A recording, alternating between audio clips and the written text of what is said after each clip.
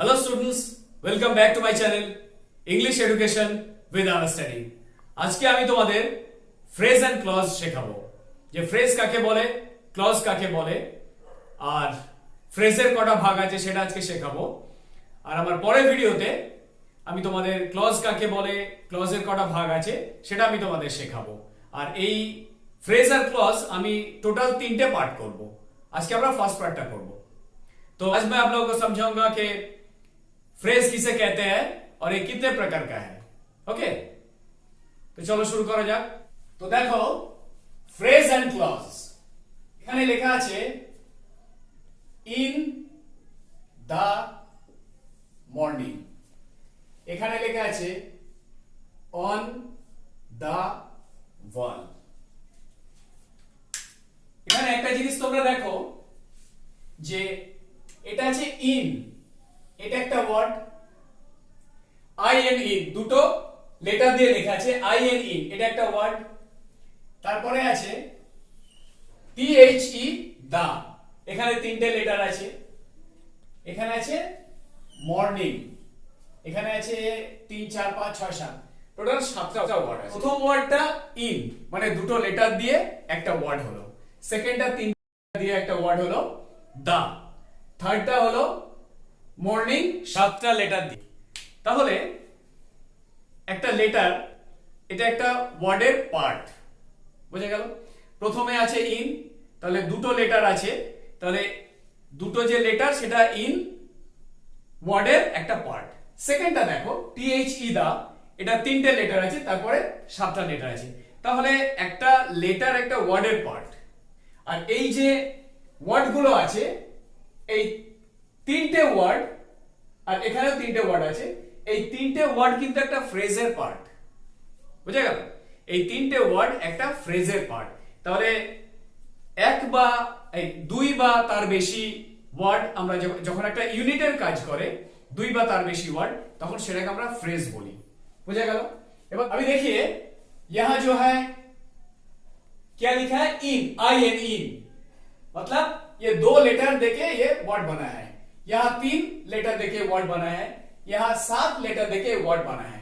तो एक लेटर एक वर्ड का पार्ट है, एक लेटर एक वर्ड का पार्ट है। और ये जो वर्ड मैंने लिखा, तीनों वर्ड्स ये एक फ्रेज है, मतलब ये एक सेंटेंस का पार्ट है। समझ में आया? ये तीनों वर्ड्स जो है ये एक सेंटेंस का पार्ट है। एबार देखो a phrase is a group of 2 or more words in a sentence without a finite verb which makes sense but not complete sense। তাহলে ফ্রেজটা কাকে বলছে? ফ্রেজ বলছে দুটো বা 3টে ওয়ার্ড দিয়ে একটা গ্রুপ হচ্ছে, একটা ইউনিটের কাজ করছে একটা বাক্যে, যার মধ্যে কোনো ফাইনাইট ভার্ব নেই, আর যেটা একটা সেন্স বোঝাচ্ছে কিন্তু পুরোপুরি সেন্স বোঝাচ্ছে, মানে একটা অর্থ বোঝাচ্ছে হালকা করে, পুরোপুরি পরিষ্কার করে বোঝাচ্ছে না। এখানে দেখো ইন দা মর্নিং, সকালবেলা। তাহলে প্রশ্নটা আসছে সকালবেলা কি? আমি সকালবেলা পড়াশোনা করি বা আমি সকালবেলা স্কুলে যাই। তাহলে এইটা পুরোপুরি পরিষ্কার হলো না, এর সাথে আমাকে কিছু জুড়তে হবে, সামনে বা পিছনে আমাকে আমি যদি কিছু লিখি তাহলেই সেটা একটা অর্থপূর্ণ মানে বোঝাচ্ছে। এবার এটা দেখো অন দা ওয়াল, দেওয়ালের উপর কি কি হয়েছে? কেউ বসেছিল? তাহলে এটা পুরোপুরি মানে বোঝাচ্ছে না, কিন্তু হালকা একটা বোঝাচ্ছে যে ইন দা মর্নিং বা ইন দি ইভিনিং বা অন দা ওয়াল, এটা পুরোপুরি মানেটা বোঝাচ্ছে না। পরেরটা দেখো it's a part of a sentence and can't stand on its on.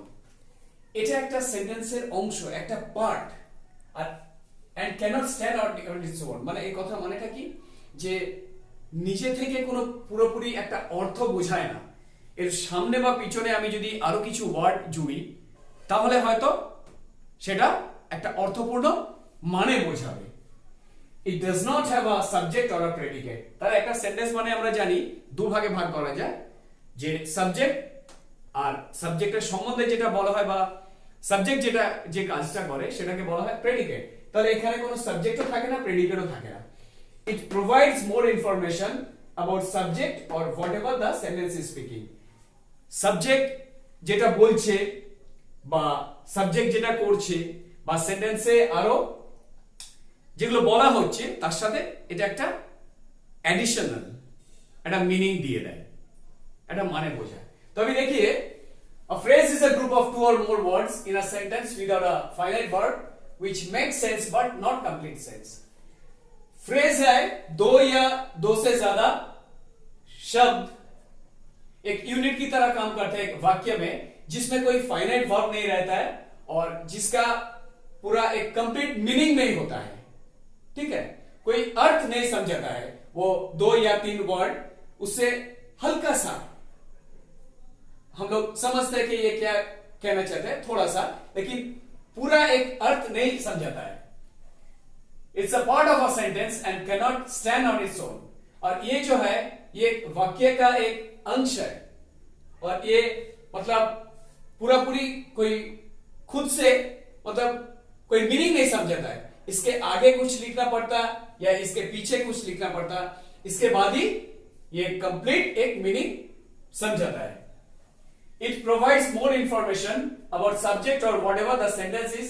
It does not have a subject or a predicate। मतलब ये जो फ्रेज है इसमें कोई सब्जेक्ट नहीं रहता है, कोई प्रेडिकेट भी नहीं रहता है। सब्जेक्ट हम किसे कहते हैं, एक जो वाक्य है ये जो सब्जेक्ट जो मतलब जो करता है या जो कुछ उसके बारे में बोलता है तो वो है सब्जेक्ट, और जो हम लोग जो करता है सब्जेक्ट या जो बोलता है वो है predicate. It provides more information about subject or whatever the sentence is speaking। Subject मतलब जो बोलते हैं उसके संग ये फ्रेज जो है कुछ जोड़ते हैं या वो जो वाक्य है उसके संग कुछ जोड़ते हैं, कुछ एक्स्ट्रा जोड़ देते हैं, ठीक है। एक बार देखो, a clause is a group of words in a sentence with a finite verb which makes complete sense। ক্লজটা কি, ক্লজটা একটা গ্রুপ অফ ওয়ার্ডস, ঠিক আছে, এটাও কিছু শব্দ নিয়ে বা শব্দগুচ্ছ নিয়ে তো গঠন হয় একটা বাক্যে, আর এর সাথে একটা ফাইনাইট ভার্ব থাকে যেটা একটা পুরোপুরি অর্থপূর্ণ মানে বোঝায়। It contains a subject and a predicate. এখানে নো সাবজেক্ট নো প্রেডিকেট, এখানে সাবজেক্ট প্রেডিকেট আছে। It is a part of a sentence or it may be a simple sentence itself. এটা হয়তো একটা সেন্টেন্সের একটা পার্ট হতে পারে বা এটা নিজেই একটা সিম্পল সেন্টেন্স হতে পারে, মানে সেখানে একটা সিম্পল সেন্টেন্স হলে সেখানে একটা সাবজেক্ট থাকে, বুঝে গেল, একটা প্রেডিকেট থাকে সেখানে, কিন্তু সেন্টেন্সটা কি সিম্পল হয়ে যায়। আমি দেখিए a clause is a group of words in a sentence with a finite verb which makes complete sense। Clause क्या है, ये भी ग्रुप ऑफ वर्ड्स ही है, इसमें एक फाइनाइट वर्ब भी है और ये मतलब क्लॉज का जो अर्थ है ये हम लोग को समझ में आता है क्योंकि इसमें एक फाइनाइट वर्ब है, इसमें सब्जेक्ट भी है, it contains a subject and a predicate, इसमें सब्जेक्ट भी है प्रेडिकेट भी है, it is a part of a sentence और इट में be a simple sentence itself. मतलब ये जो क्लॉज जो है ये एक वाक्य का एक अंश भी होता है और ये खुद एक सेंटेंस भी हो सकता है जिसमें एक सब्जेक्ट रहेगा, एक प्रेडिकेट रहेगा, एक फाइनाइट वर्ब रहेगा, ठीक है। मतलब क्लॉज एक वाक्य का पार्ट भी हो सकता है और ये खुद एक सेंटेंस भी हो सकता है। समझ में आया? এবার দেখো ফ্রেজ মেইনলি কয় প্রকারে, 5 প্রকারে। Noun phrase, verb phrase, adjective phrase, adverb phrase and prepositional phrase. तो अभी देखिए फ्रेज मेनली कितने प्रकार का होता है, यह है 5 प्रकार का। एक है नाउन फ्रेज, एक वर्ब फ्रेज, एक एडजेक्टिव फ्रेज, एक एडवर्ब फ्रेज और एक प्रीपोजिशनल फ्रेज। तो नाउन फ्रेज से देखो, a noun phrase is a group of words that has a noun or a pronoun। তাহলে নাউন ফ্রেজ সে একটা গ্রুপ অফ ওয়ার্ডস যেখানে কি একটা নাউন আছে বা একটা প্রোনাউন আছে। It is used to modify the noun. আর এটা কি করে কাজটা, নাউনকে মডিফাই করে। It can function as a subject or an object in a sentence. আর এটা একটা বাক্যে একটা সাবজেক্টও হতে পারে বা একটা অবজেক্টও হতে পারে, সেই হিসাবে এটা ব্যবহার হয়। अभी देखिए नाउन फ्रेज क्या है, a noun phrase is a group of words that has a noun और अ प्रोनाउन। नाउन फ्रेज एक वर्ड्स के ग्रुप होता है जिसमें क्या है, एक नाउन है या एक प्रोनाउन है। It is used to modify the noun, और ये क्या करता है, नाउन को मॉडिफाई करता है। It can function as a subject or an object in a sentence, और एक वाक्य में एक इसका काम करता है, ये सब्जेक्ट भी हो सकता है और ऑब्जेक्ट भी हो सकता है। एग्जांपलটা देखो, दे वांट समथिंग, সেন্টেন্সটা দেখো, দে সাবজেক্ট, এটা প্রোনাউন, ওয়ানটা হচ্ছে ভার্ব, সামথিংটা নাউন। এটা কিন্তু নাউন ফ্রেজ না, এটা নাউন, সিঙ্গেল ওয়ার্ড।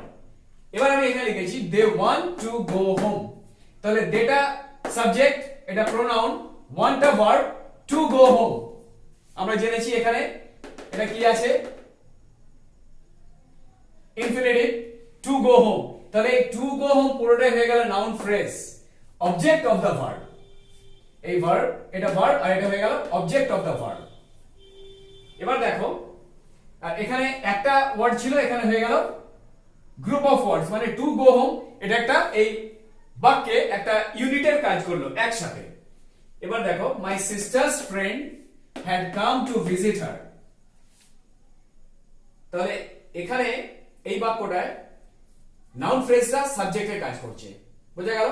আর নাউন ফ্রেজ সাবজেক্ট এবং অবজেক্ট দুটোরই কাজ করে আমি বলেছি। তাহলে মাই সিস্টার্স ফ্রেন্ড, আমার দিদির বন্ধু, had come to visit her, এসেছিল তার সাথে দেখা করতে। ওকে, তাহলে আমার দিদির বন্ধু এটা হয়ে গেল সাবজেক্ট এবং এটা নাউন ফ্রেজ। এই তিনটে মাই সিস্টার্স ফ্রেন্ড একটা ইউনিট হিসেবে কাজ করছে। My sister's friend had come to visit her, আমার দিদির বন্ধুরা, দিদির বন্ধু তার সাথে দেখা করতে এসেছিল। He has found the stolen cycle, সে খুঁজে পেয়েছে তার হারিয়ে যাওয়া সাইকেলটা। তাহলে এখানে দ্য স্টোলেন সাইকেল এটা হয়ে গেল নাউন ফ্রেজ, আর এটা এই বাক্যে এটা অবজেক্ট হয়ে গেল। এখানে যেমন সাবজেক্ট ছিল, এখানে সেটা অবজেক্ট হয়ে গেল, বুঝে গেল? আমি देखिए एग्जांपल, दे वांट समथिंग, वे लोग कुछ चाहते हैं। सिंपल, ये एक ही वर्ड है, नाउन है। They want to go home, वो लोग घर जाना चाहते हैं। ये जो दे है सब्जेक्ट प्रोनाउन, वांट जो है वर्ब, समथिंग जो है noun.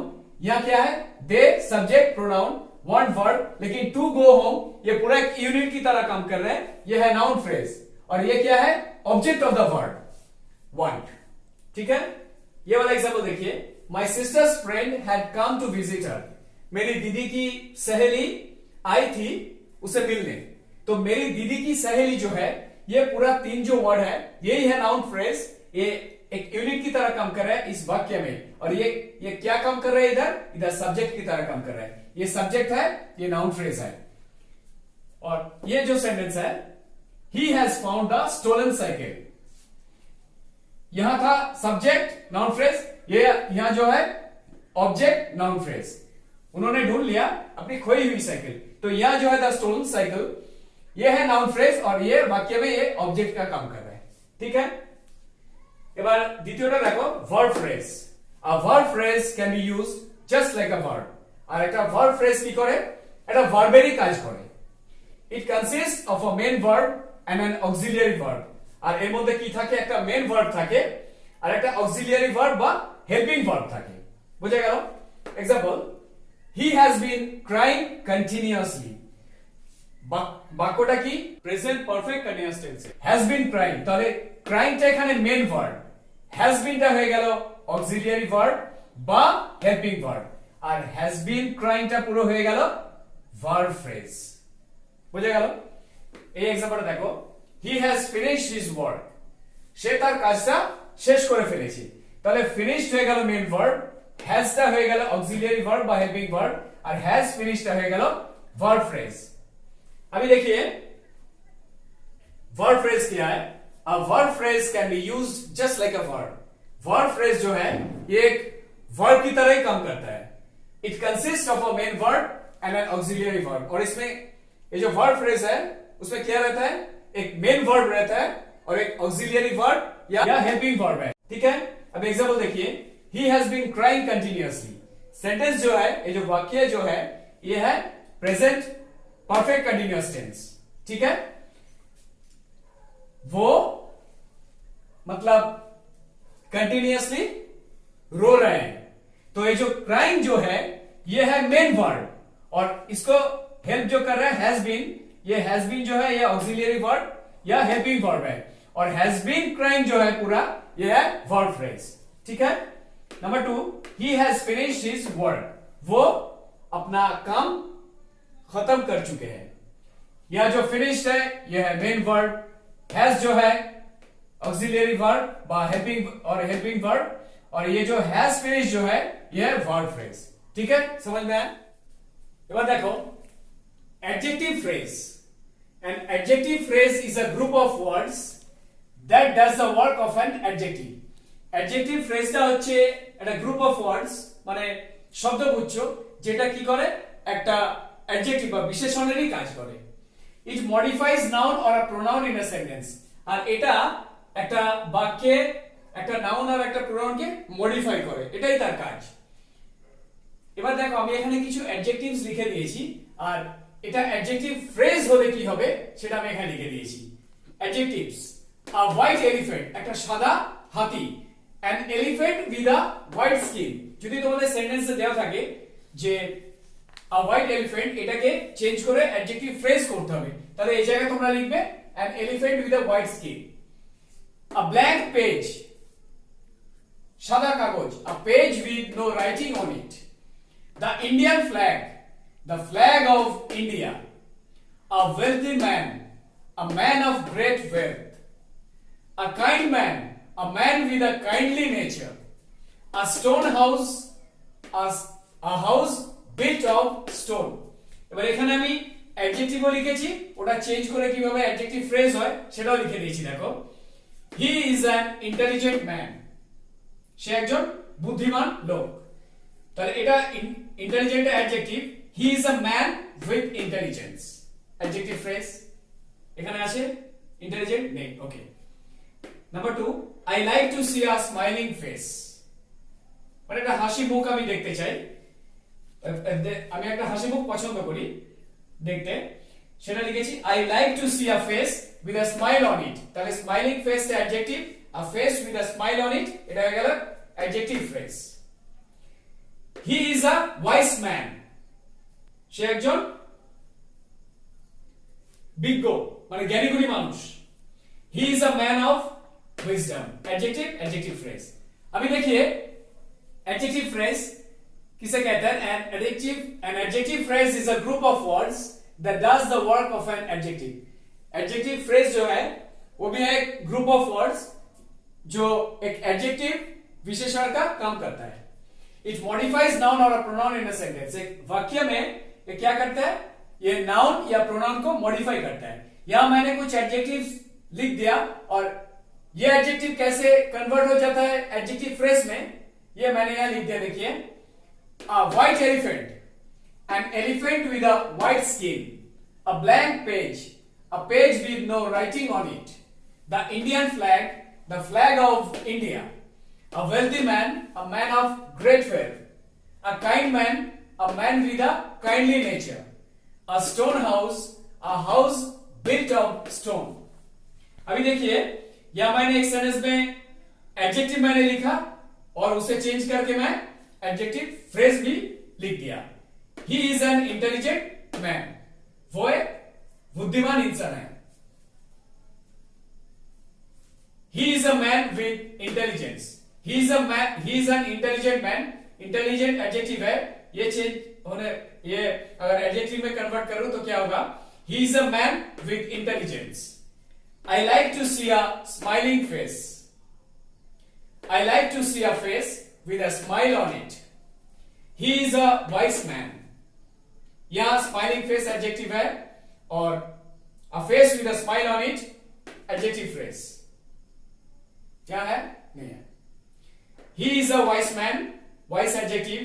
he is a man of wisdom, ये man of wisdom है adjective phrase। एबार देखो adverb phrase। An adverb phrase is a group of words that does the work of an adverb। adverb phrase তো একটা group of words যেটা কি একটা অ্যাডভার্বেরই কাজ করে, বুঝে গেল? it modifies verb, আর এটা কি করে? সেন্টেন্সের ভার্বকে মডিফাই করে, মানে ভার্বটা কেমন ভাবে হলো, কাজটা কেমন ভাবে হলো সেটাকে মডিফাই করে। अभी देखिए adverb phrase क्या है? an adverb phrase is a group of words that does the work of an adverb. Adverb phrase भी एक group of words है जो adverb का काम करता है, ठीक है? It modifies verb, और वाक्य में क्रिया जो है verb जो है उसको modify करता है। এখানে দেখো আমি কিছু adverbs লিখে দিয়েছি, সেন্টেন্সে যদি আসে এরকম চেঞ্জ করার তখন তোমরা এটা লিখবে adverbs, adverb phrases, bravely মানে সাহসের সাথে। adverb phrases কি হবে? In a brave manner or with bravery. Swiftly খুব দ্রুত, in a swift manner or with swiftness. Recently, just now or at recent date. There, at that place. अभी देखिए यहाँ मैंने कुछ adverbs लिख दिया है और इसको अगर हम adverb phrase में कन्वर्ट करें तो क्या होगा इधर? Bravely मतलब वीरता से, वीरता से, in a brave manner or with bravery. Swiftly, in a swift manner or with swiftness. Recently, just now or at recent date. There, at that time. এবার দেখো আমি কিছু অ্যাডভার্ব দিয়ে আর ওটা চেঞ্জ কিভাবে হবে, চেঞ্জ হলে কি হবে সেভাবে কিছু সেন্টেন্স লিখে দিয়েছি। The pigeon flies swiftly, পায়রাটা খুব দ্রুত তাড়াতাড়ি ওড়ে, তাহলে এটা swiftly হয়ে গেল adverb.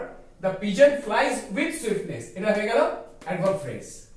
Number 2, although hungry the soldiers worked cheerfully, মানে যদিও বা সৈনিকগুলো খুব ক্ষুধার্ত ছিল কিন্তু খুব চেয়ারফুলি কাজটা করেছিল, মানে খুব মজার সাথে আনন্দের সাথে কাজটা করেছিল। তাহলে এটা কি হবে? although hungry the soldiers worked in a cheerful manner, এটা cheerfully হয়ে গেল adverb, in a cheerful manner adverb phrase. He built his house there, সে তার বাড়িটা ওখানে করেছিল, ঠিক আছে? that হয়ে গেল adverb, he built his house at that place, adverb phrase. अभी देखिए एग्जांपल देखिए, the pigeon flies swiftly, swiftly adverb है, मतलब कबूतर बहुत तेजी से उड़ता है। the pigeon flies with swiftness, मतलब ये swift adverb कन्वर्ट हो गया adverb phrase with swiftness. although hungry the soldiers worked cheerfully, मतलब ये जो सैनिक लोग है भूखा हुआ था फिर भी वो लोग खुशी से या आनंद से वो काम किए थे। तो ये जो है cheerfully adverb, या क्या हो रहा है? although hungry the soldiers worked in a cheerful manner, ये cheerfully in a cheerful manner हो गया, ठीक है? he built his house there, वो वहां उसका मकान या घर बनाया था वहां, ये there से क्या हो गया? वो उनका घर वहां बनाया था। there जो है adverb, he built his house at that place, there से हो गया at that place adverb, adverb phrase। এবার দেখো last prepositional phrase, it's a group of words consists of a preposition and an object। এটাও একটা group of words যার মধ্যে থাকে কি একটা প্রিপোজিশন আর একটা object. It modifies nouns or verbs, এটা নাউন বা ভার্বকে মডিফাই করে। It can be used in the beginning, in the middle or at the end of the sentence. এটা একটা বাক্যের শুরুতে থাকতে পারে, মাঝখানে থাকতে পারে বা শেষে থাকতে পারে। বোঝা গেল? अभी देखिए prepositional phrase, it's a group of words consist of a preposition and an object। इसमें क्या है? एक preposition है और एक object भी है, ठीक है? It modifies nouns or verbs, वाक्य में एक noun या verb को modify करता है। It can be used in the beginning, in the middle or at the end of the sentence। और वाक्य में ये शुरू में भी आ सकता है, ये मिडिल में भी आ सकता है और एकदम अंत में भी आ सकता है। एग्जांपल देखो, the box was kept under the table, বক্সটাকে কোথায় রাখা হয়েছিল? টেবিলের নিচে, টেবিলের নিচে। তাহলে the box was kept under the table, আন্ডারটা হয়ে গেল প্রিপোজিশন, এই আন্ডারটা হয়ে গেল প্রিপোজিশন, কিন্তু আন্ডার দ্য টেবল পুরোটা একটা ইউনিটের কাজ করছে, এটা আন্ডার দ্য টেবলটা হয়ে গেল প্রিপোজিশন ফ্রেজ। বোঝা গেল? এবার নাম্বার 2টা দেখো, আর এটা দেখো কোথায় প্রিপোজিশন ফ্রেজ আমরা ইউজ করেছি, একদম এন্ডে। ওকে, number 2, the man in a yellow shirt came to see my father। তাহলে ইনটা হয়ে গেল preposition, in a yellow shirt মানে হলুদ শার্টের পরে ওই লোকটা আবার এসেছিল আমার বাবার সাথে দেখা করতে। তাহলে ইনটা প্রিপোজিশন আর ইয়েলো শার্ট, এই ইনা ইয়েলো শার্ট পুরোটা হয়ে গেল প্রিপোজিশনাল ফ্রেজ। ওকে, আফটার এটা এর কোথায় আসলো সেন্টেন্সে, দেখো মাঝখানে, এটা শেষে, এটা মাঝখানে। Number 3, after trying multiple times Shreya finally solved the sum. after একটা preposition, after trying multiple times পুরোটা হয়ে গেল prepositional phrase, মানে অনেকবার চেষ্টা করার পর শেষমেশ শ্রেয়া অঙ্কটাকে সমাধান করলো বা অঙ্কটাকে করতে পারলো। আমি দেখিয়ে example, the box was kept under the table। और बॉक्स को कहां रखा था, टेबल के नीचे। अंडर जो है ये है प्रीपोजिशन, अंडर द टेबल ये जो 3 वर्ड्स है ये यूनिट का काम कर रहे हैं, ये भी प्रीपोजिशन है लेकिन ये प्रीपोजिशनल फ्रेज है क्योंकि ये सिंगल वर्ड प्रीपोजिशन है। अंडर द टेबल ये है prepositional phrase. The man in a yellow shirt came to see my father. वो जो पीला शर्ट में जो वो आदमी वो आए थे मेरे पिताजी से मिलने। The man in a yellow shirt came to see my father। इन जो है ये प्रीपोजिशन है, in a yellow shirt ये प्रीपोजिशनल फ्रेज, ये एकदम अंत में था प्रीपोजिशनल फ्रेज, ये वाक्य का मिडिल में है। Number 3, after trying multiple times Shreya finally solved the sum। after जो है मतलब बहुत बार ये कोशिश करने के बाद श्रेया फाइनली क्या क्या वो सम को सॉल्व कर चुकी थी। ठीक है, तो आफ्टर जो है प्रीपोजिशन है और आफ्टर ट्राइंग मल्टीपल टाइम्स ये जो पूरा है ये है प्रीपोजिशनल फ्रेज। ठीक है, और ये वाक्य में कहां आया, एकदम शुरू में, ये एकदम बिगनिंग, ये मिडिल है, ये एकदम अंत एंड में है। ठीक है, তো আজ এই পর্যন্তই, আর আমার পরের ভিডিওতে আমি সেকেন্ড পার্ট আমি ক্লজ তোমাদের শেখাবো। আর আমার ভিডিওটা যদি তোমাদের ভালো লেগে থাকে তাহলে তোমরা এটা বন্ধুদের সাথে শেয়ার করবে, আর যদি তোমাদের মনে হয় যেগুলো তোমাদের কাজে লাগবে তাহলে চ্যানেলটাকে তোমরা সাবস্ক্রাইব করবে যাতে আমার পরের ভিডিওগুলো তোমরা পেতে পারো।